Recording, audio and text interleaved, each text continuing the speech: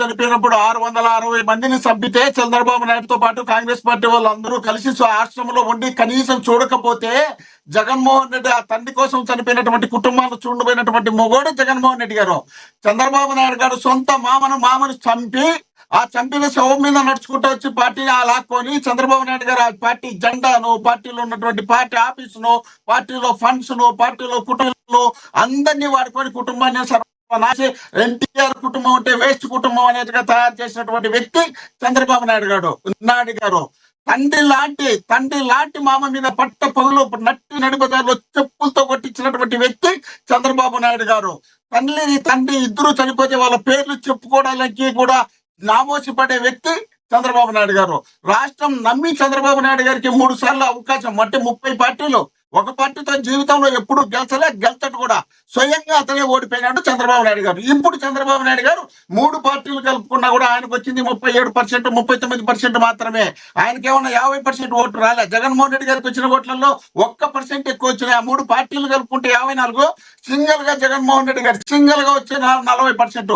సిగ్గుగా ఉండాలనిపించింది వాళ్ళకి మాట్లాడేటప్పుడు. ఎట్లా మాట్లాడుతున్నావు, ఏం మాట్లాడుతున్నావు అని ఈవీఎంలు మేనేజ్ చేసుకొని ఉదయం నుండి మరుసటి రోజు వరకు కౌంటింగ్ ఎలక్షన్ జరుపుకున్నటువంటి ఈ చేతగాని దత్తమ్మలు కూడా జగన్మోహన్ రెడ్డి గారిని మాట్లాడితే జగన్మోహన్ రెడ్డి గారు ఈ రాష్ట్రంలో మీసమున్న మగాడు, దమ్మున్న మగాడు, ధైర్యం ఉన్న మగాడు కాబట్టి ఈ రోజు జగన్మోహన్ రెడ్డి గారికి ఉచ్చబుచ్చుకుంటాను. ఆయన చూసే ఒక్కరోజు కూడా ఆయన వచ్చి బయటకు వచ్చి మాట్లాడితే మరుసటి రోజు అంతా దెబ్బలు ఎత్తిపోతున్నారు. వీళ్ళు జగన్మోహన్ రెడ్డి గారి గురించి మాట్లాడే అర్హత వీళ్ళకు ఉంది. జగన్మోహన్ రెడ్డి గారు ఈ రాష్ట్రంలో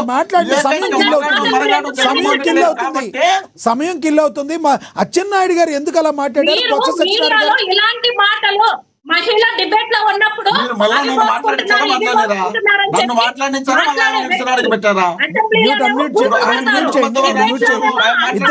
ఎవరికి అర్థం కాదు. దయచేసి ఆవిడ మ్యూట్ చేయండి. ఆవిడ మ్యూట్ చేయండి కాసేపు. మ్యూట్ చేయండి ఆవిడ్ని కాసేపు. వినీల గారు టాపిక్ వేరుగా వెళ్ళిపోతుంది. మోహన్ రెడ్డి గారు ఒక్కటి చెప్పండి. మోహన్ రెడ్డి గారు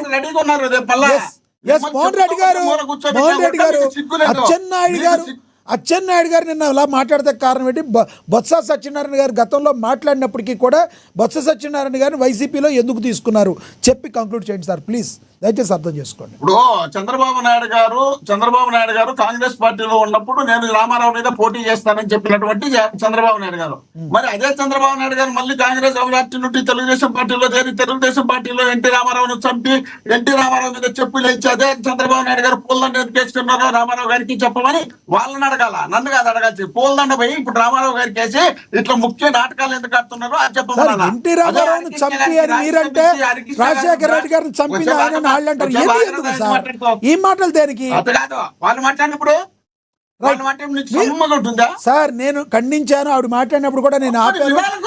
నేను అదే చెప్తా. టాపిక్ మీద కంక్లూడ్ చేయండి సార్. మోహన్ రెడ్డి గారు మీరు కూడా అలా మాట్లాడితే టాపిక్ మీద కంక్లూడ్ చేయండి. లక్ష్మీనాథ్ గారు, నేను సబ్జెక్ట్ మాట్లాడాలని మాత్రమే నేను వచ్చిన. కానీ వచ్చిన రావడంలో ఏం పెట్టారు? జగన్మోహన్ రెడ్డి పోయి రాజశేఖర రెడ్డి గారిని కొట్టారు అంటే ఇంతకన్నా నీచమైనటువంటి, నికృష్టమైనటువంటి, దరిద్రమైనటువంటి డిబేట్ ఎప్పుడు నేను చూడలే. ఈ రోజే చూస్తున్నా ఈ విధమైనటువంటి మాట్లాడే వాళ్ళ. అలాంటి వ్యక్తులు తీసుకొచ్చి మాట్లాడేప్పుడు నేను మాట్లాడకుండా ఉండాలంటే ఎట్లా ఉండమంటావు?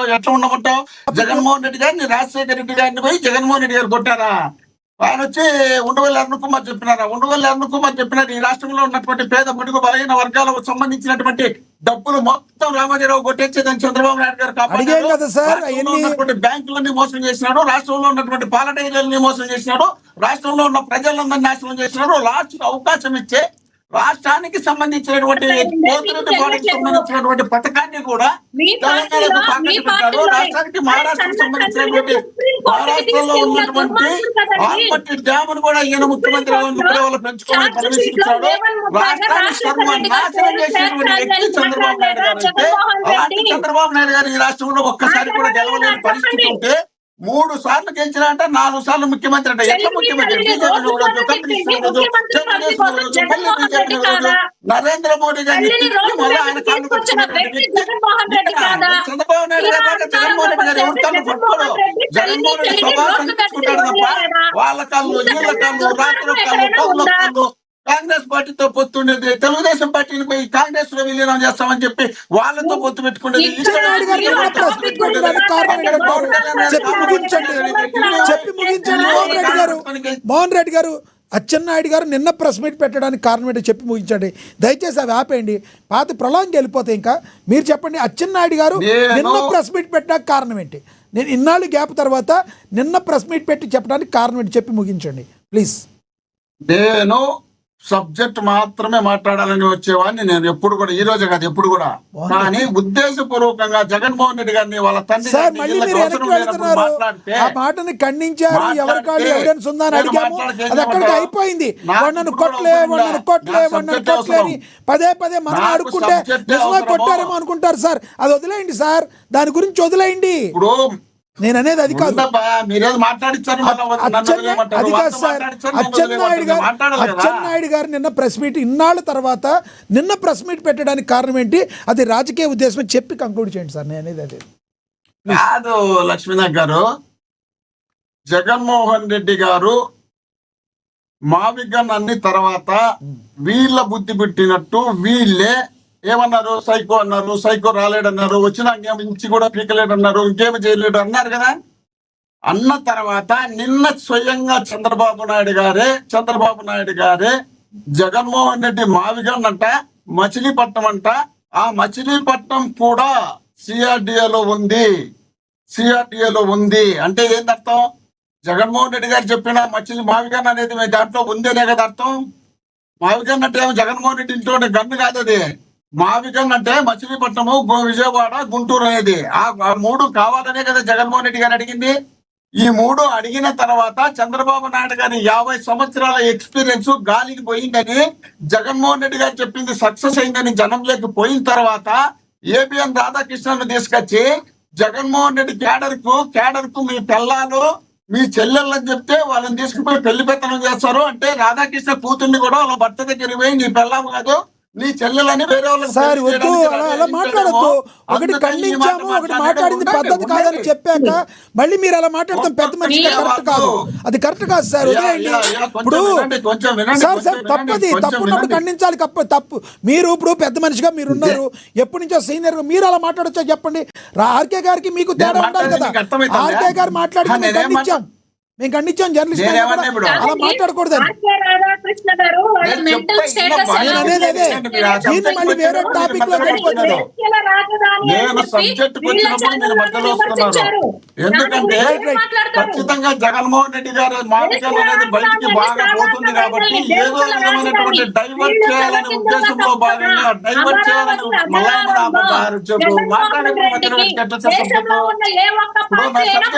మధ్యలో తీసుకొచ్చి పెడితే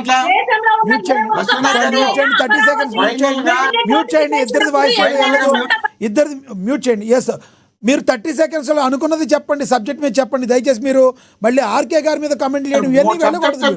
ఆ రోజు ఆ డిబేట్ వేరు కదా. ప్లీజ్ మీరు ఇవాళ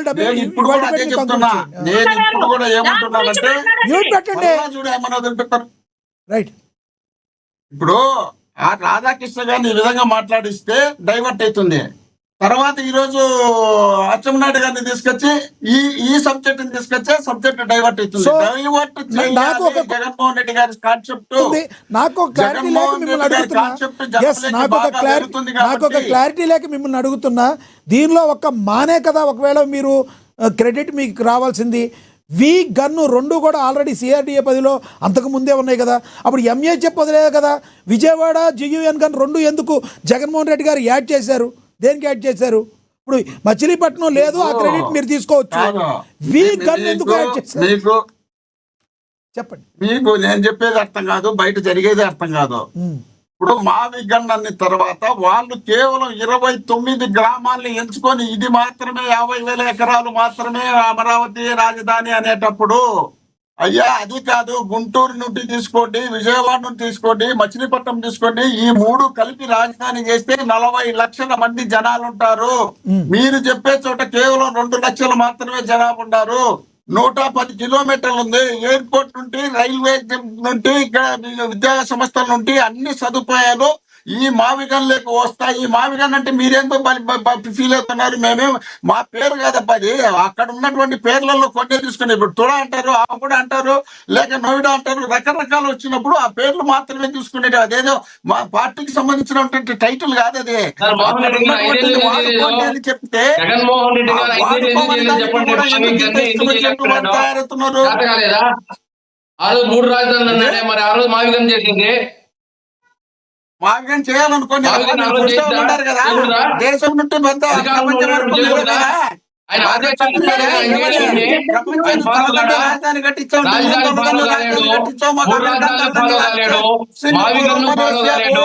అన్ని తప్ప అంటాడు. అది చేయండి, ఇది చేయండి అని నేను చూస్తా ఉంటాను అంటాడు. కేవలం ఆ 8 ఏళ్ళకి కలిసి 8,000 కోట్లు ఖర్చు పెట్టారు. 8 ఏళ్ళకి 8,000 కోట్లు ఖర్చు పెట్టారు. పొడిచేయలేకపోయినారు. జగన్కి చేత కాదు, చేత కానప్పుడు ఎందుకు అనవసరంగా ఖర్చు మనసు లేదు. పెట్టేయాలి?